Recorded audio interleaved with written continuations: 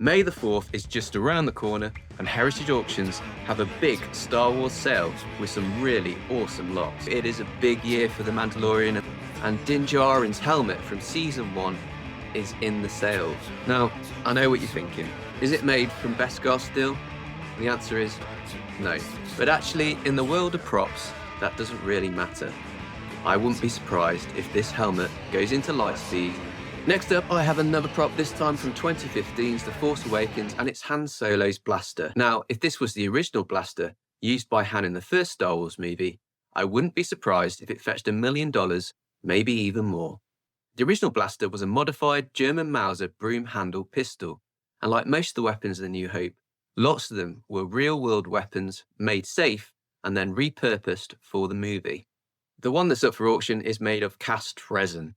So is this the only one, or are there lots of them? Next up, another important prop from The Force Awakens, Rey's Quarterstaff.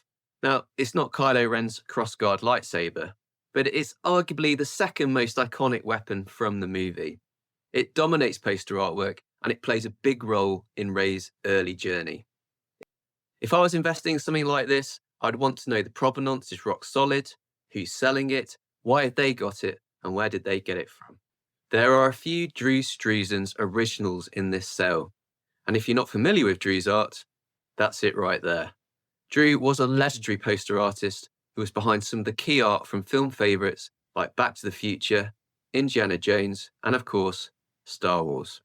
Now up for sale is an original drawing by Drew, signed by him, and Dave Prowse, who played Darth Vader in the original franchise. It has a starting price of $7,000.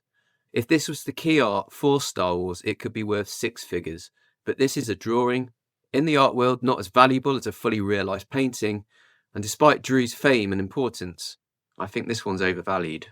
Then something completely different, KAWS Boba Fett. This is where Star Wars meets contemporary art and designer collectibles. KAWS is an American artist who started out as a street artist in the 90s. He's known for his commercial collaborations, and this KAWS Boba Fett is a limited edition of 500. Now be warned, there are lots of fakes out there. I'm sure this one's right, it has its own box, but it doesn't sound like it's in mint condition, as Fett's leg has been reattached. Condition is everything when it comes to art and collectibles, and at $1,000 starting price, I'd be giving this one a miss. Back to the original trilogy, a Han Solo and Greedo signed photo. What makes this interesting is the inscription. You've got the full Greedo dialogue written out by actor Paul Blake.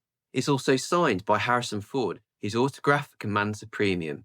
It has Beckett authentication, and at $500, this is cheap because a similar autograph, almost identical, sold for more than $3,000 only 6 months ago at Prop Store. Now, Ralph McQuarrie is the genius behind the Star Wars concept art, and is one of my favourite artists, full stop. One of the first Star Wars collectibles I bought when I was a kid that wasn't an action figure was 6 hand-signed McQuarrie prints from Return of the Jedi. Now, this is one of my favourite lots in the sale.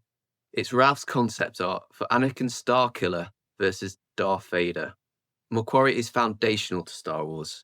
His work defined the look before the films were made, and this is an early signed limited edition print from 1978. Moving back to props, I noticed this little guy from Andor Season 1, an aquatic alien creature prop, essentially set dressing from Cassian's home world. It's a cool prop, but it's very niche and pricey at $500 start, but I'm interested to see what someone's actually willing to pay for it. Another Andor prop, the Narkina 5 prison zap rod. Now, if you've seen the show, you'll know exactly where this features. It's that prison break sequence. This is less niche, it comes from one of the best scenes in the series, and it also has a $500 price tag. What I want to know is, where do these props come from? Because I need their number. Next, I pulled out a British quad poster, and it's Tom Jung's artwork for The Empire Strikes Back. This is one of the first Star Wars posters I bought, and one of my all-time favourites. 25 years ago, this poster would have set me back about £100, but Star Wars posters have rocketed in value, and I don't see that changing anytime soon. This one has a starting price of $500, and I think it will easily exceed that, given it's in such excellent condition.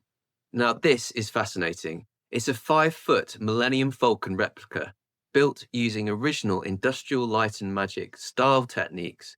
It has over 3,000 components. This is the showstopper lot Heritage put on the catalogue cover, And at $100,000 starting price, I can understand why. But it's not screen used.